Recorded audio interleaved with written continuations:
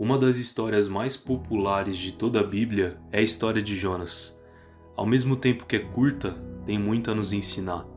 Você sabia que Jesus falou sobre Jonas? Em certa ocasião, algumas pessoas pediram um sinal milagroso para Jesus, e ele disse que o sinal que seria dado seria o de Jonas. Assim como Jonas ficou por 3 dias dentro de um grande peixe, Jesus também ficaria 3 dias dentro de uma cova. Jonas foi um profeta israelita, morava numa pequena aldeia na terra de Zebulon, na Galileia, por volta de 800 a.C.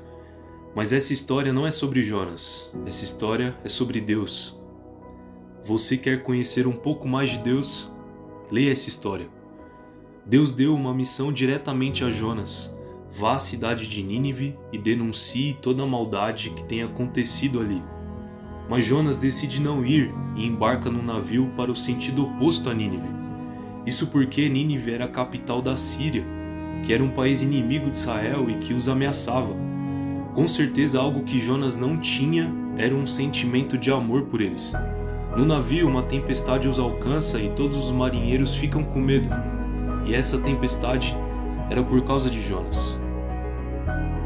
Jonas diz aos marinheiros que a tempestade era por sua causa e manda-os jogá-lo ao mar. Os homens se esforçaram para tentar voltar à terra, mas não conseguiram porque o mar estava muito violento. Eles então jogam Jonas ao mar, que é engolido por um grande peixe. Dentro do peixe, Jonas ora a Deus assim: desesperado, em profunda angústia, orei ao Eterno, e ele me respondeu. À beira da morte clamei socorro, e ouviste o meu grito. Jonas chega à cidade de Nínive, dá a mensagem que Deus lhe deu e todos se arrependem dos seus atos ruins. Se lembra do que falamos sobre Israel e a Síria serem inimigos? Era isso que Jonas não queria, que Deus os perdoasse, pela maldade que havia naquela cidade e por serem seus inimigos. Jonas queria vingança. Jonas ficou irado com o perdão de Deus àquelas pessoas e disse que queria morrer. Fez um abrigo para si e Deus fez crescer uma planta que fez sombra para ele, o que o deixou feliz. Mas depois a planta secou e novamente Jonas ficou furioso. Deus pergunta: você tem alguma razão para estar tão furioso por causa da planta? E Deus diz: você sente tanto por uma simples planta ter morrido, mesmo que você não tenha feito absolutamente nada por ela. Você nem ao menos plantou ou regou para ela crescer. Contudo, Nínive tem mais de 120.000 pessoas, além de muitos rebanhos. Não deveria eu ter pena dessa grande cidade? Tudo, absolutamente tudo que você faz não afeta somente você. Jonas decidiu embarcar para uma cidade que não foi a que Deus tinha pedido, e os marinheiros foram afetados por sua decisão.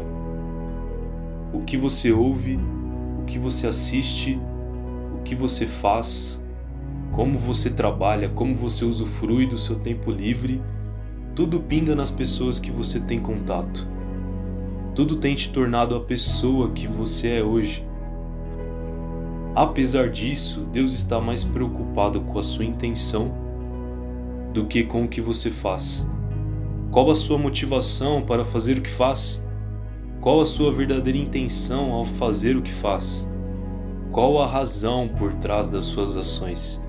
Mais importante do que fazer é saber por que e para quem se faz. Deus consola o desobediente. Deus responde o que falhou. Deus visita o angustiado. Isso mostra um Deus que não nos paga na mesma moeda. Deus não nos dá coisas boas quando merecemos, ou nos castiga quando fazemos coisas ruins. A meritocracia não é o sistema de Deus. Cada novo dia é uma nova oportunidade que Deus nos dá. A palavra oportunidade vem do nome de um vento chamado Ob Portus, que era o vento favorável que empurrava os navios aos portos.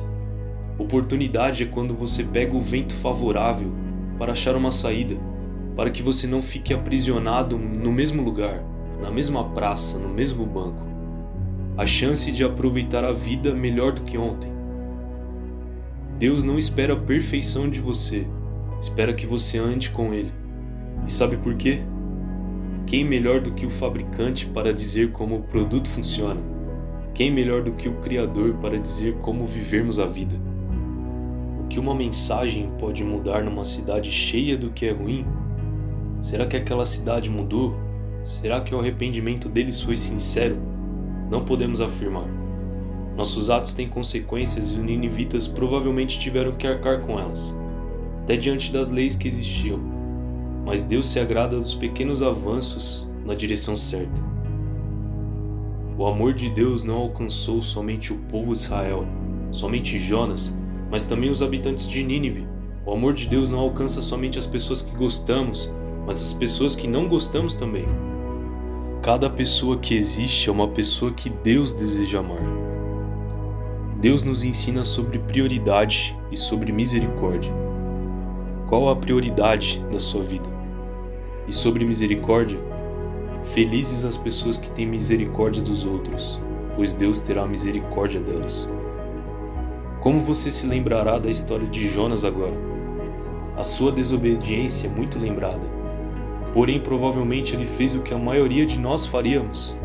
O maior destaque dessa história é a relação de amor e paz que Deus deseja ter conosco. A vida melhor que Ele deseja nos dar.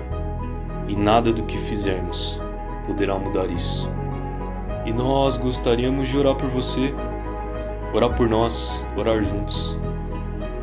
Deus, muito obrigado pela Tua palavra que ilumina a nossa vida, ilumina o nosso coração de trevas. Que o Senhor nos ensine a viver a vida, a se importar com o que de fato realmente importa, que nós sejamos gratos por tudo aquilo que o Senhor tem nos dado e que o Senhor abençoe a cada vida, Pai. Em nome de Jesus. Amém.